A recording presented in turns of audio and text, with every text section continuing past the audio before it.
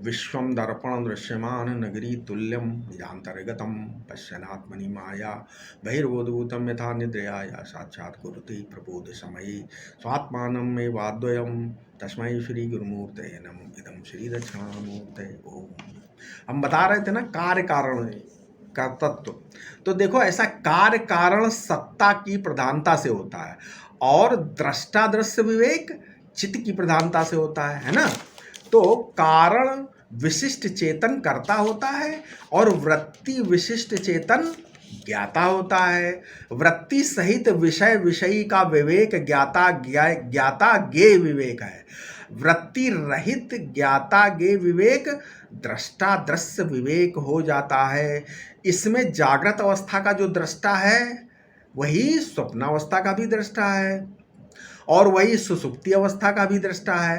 तो सुसुप्ति अवस्था में वृत्ति नहीं रहती, अतः साक्षी निवृत्तिक सुसुप्ति का दृष्टा है। तो जो सुसुप्ति का साक्षी है वही कूटस्थ साक्षी है, वही जीव साक्षी है और वही ईश्वर साक्षी है। समझ में आया? तो कार्य कारण में परिणाम मालूम पड़ता है, ईश्वर कार्य रूप परिणाम को प्राप्त हो रहा है ऐसा मालूम पड़ता है। अच्छा, दृष्टा दृश्य विवेक में दृष्टा असंग है ये बोध होता है, कार्य कारण विवेक में जीव करता है ये सिद्ध होता है और ईश्वर कर्म फल दाता, जबकि दृष्टा दृश्य विवेक में दृष्टा अकर्ता असंग ऐसा अनुभव होता है।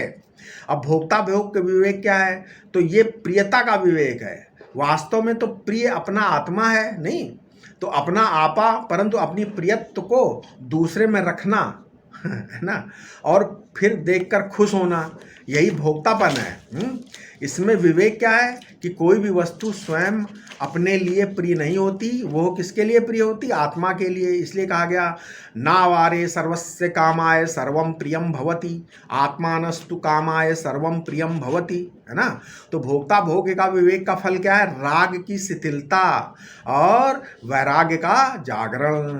तो इन सभी अलग अलग विवेकों का समन्वय करते हैं। कैसे? कारण और दृष्टा को मिला दो। क्या बोला हमने? कारण और दृष्टा को मिला दो। माने यदि दृष्टा चेतन ही कारण सत्ता हो तो कारण में परिणाम होकर कार्य दृश्य नहीं होगा, दृष्टा विवर्तित होकर ही दृश्य रूप अनुभव होगा। ठीक है।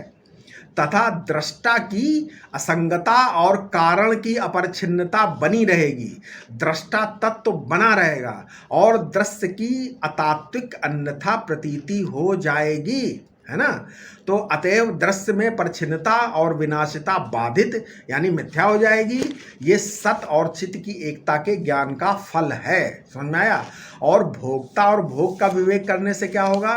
विषय में मानी हुई प्रियता अपने वास्तविक आश्रय प्रत्यगात्मा में लौट आती है। न ज्ञान बिना सत्ता के होता है ना, और न बिना सत्ता के ज्ञान होता है। समझ में आया? इसलिए सच्चित आनंद की का पृथकत्व संभव ही नहीं है। अतः सच्चिदानंद एक ही पदार्थ सिद्ध होता है। चेतन को अपने से अलग करके कोई विद्या नहीं हो सकती। तुम स्वयं चेतन हो, ये वह तुम सब मैं, यह वह तुम, ये सब किसके द्वारा ज्ञात होता है? ये सब मैं के द्वारा प्रकाशित होते हैं। इसलिए श्रुति कहती है कि परमात्मा इस मैं की गुफा में बैठा है, छिपा हुआ है। परमात्मा हृदयाकाश में छिपा हुआ है। कठोपनिषद कहता है गुहेतम गुहितम गहरेष्ठम, कठोपनिषद 1-2-12। फिर 33 श्रुति बोलती है क्या? निहितम गुहायाम परमे व्योमन, है ना। तो इस हृदयाकाश में एक सच्चिदानंद विराजमान है, तुम्हारे सिवाय कोई अन्य प्रतीति नहीं है। कुछ भासेगा तो कुछ भासेगा तो किसे भासेगा? देश काल वस्तु ईश्वर वेद गुरु ये सब किसको भासेगा? किसको भासेंगे? तुमको ही। ये सर्व विज्ञान निधान कौन है? तुम ही हो, तुम ही हो। कौन है? तुम ही हो। तो तुम कोई मामूली सत्ता नहीं हो। अपने को स्त्री पुरुष मान करके हीन भाव नहीं करना चाहिए। इसी प्रकार अपने को विद्वान मूर्ख है ना समझकर विपर्य नहीं करना चाहिए। वैदुष्य और मूर्खता दो वृत्ति में ही होते हैं ना, दृश्य में होते हैं, दृष्टा में नहीं। इसलिए स्त्री पुरुष कार्य में होते हैं, समझ में आया? कारण में नहीं। भोक्ता भोग्य भी दृश्य ही होते हैं, दृष्टा भोक्ता भोग्य नहीं होता। वो तो एक ही आनंद है, वो न भोक्ता में है और न भोग्य में है। तो अजात को समझने के लिए विवर्त रूप जात की प्रक्रिया रखी हुई है। अजात में जात क्या? विवर्त। और प्रक्रिया क्या? मतलब तरकीब। क्या है? तो विवर्त को समझने के लिए उसमें कारणत्व का निरूपण किया जाता है। ये कारण युक्ति है, एक तरकीब है। और सृष्टि 4 भूतों से हुई, पंचभूतों से हुई, कि प्रकृति से हुई, कि परमाणु से हुई, कि विज्ञान से हुई, या किसी देवी देवता से हुई, इनका इकट्ठा खंडन इस स्थापना से हो गया कि सृष्टि किससे हुई? ब्रह्म से हुई। और साथ ही ब्रह्म के चेतन और अद्वय होने के कारण ये भी ज्ञात करा दिया गया कि सृष्टि और ब्रह्म का संबंध कार्य कारण का संबंध नहीं है। कार्य कारण मिथ्या है और ब्रह्म अद्वितीय है। तो ब्रह्म में फिर कारणता क्यों जोड़ते हो? तो भाई यहाँ ब्रह्म को कारण बताने के लिए नहीं जोड़ते, बल्कि उसकी अद्वितीयता बताने के लिए जोड़ते हैं। मिथ्या कार्य का कारणत्व भी मिथ्या ही होगा। क्या मिथ्या सर्प के आधार रस्सी में आधारता सच्ची है? नहीं। इसी प्रकार मिथ्या कारणत्व का आधार जो पृथक अधिष्ठान है, उससे पृथक न कारण है न कार्य है। तो कार्य के मिथ्या सिद्ध होने पर जिस अधिष्ठान में कारणत्व आरोपित किया गया, उस अधिष्ठान की अद्वितीयता सिद्ध हो जाती है। ना तस्य कार्यम विद्यते। कारणत्व ब्रह्म की अद्वितीयता का लक्षण मात्र है। अद्वितीयता का बोध होने पर कारणत्व भी वापस ले लिया जाता है। इसलिए मांडूक्य उपनिषद में कहा गया है क्या? न अंतः प्रज्ञम न बहिष्प्रज्ञम, है ना?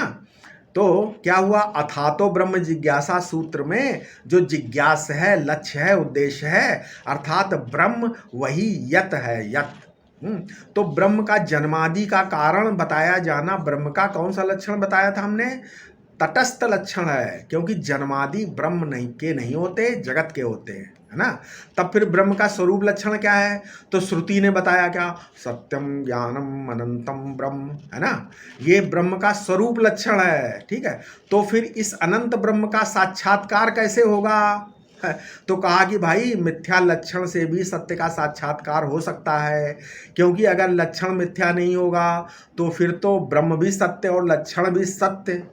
इस प्रकार सत्य, दो सत्य मतलब द्वैत की सिद्धि हो जाएगी, नहीं हो जाएगी?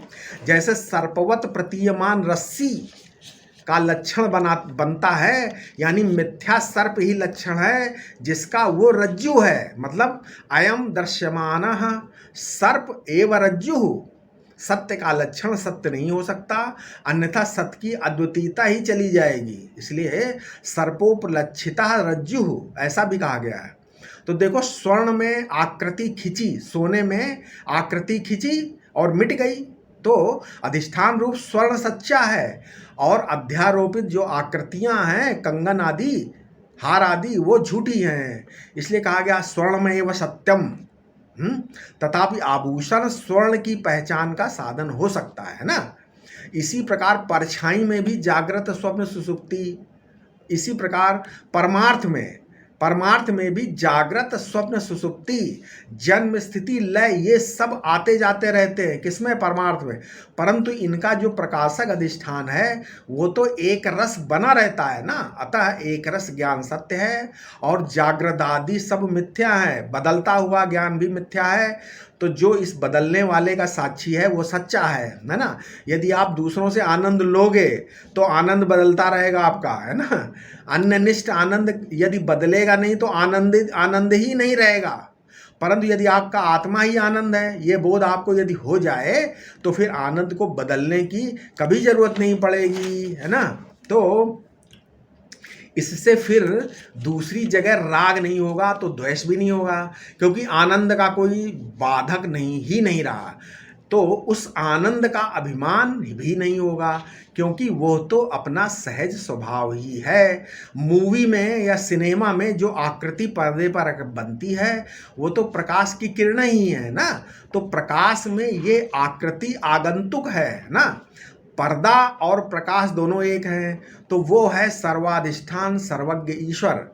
तो सर्वज्ञ में जो सर्व है, सर्व वो है आकृति, ऐसे समझो, और जो ज्ञा है ना, वो है प्रकाश। तो उसका जो अधिष्ठान है वो पर्दा है। अब समझ में आ गया?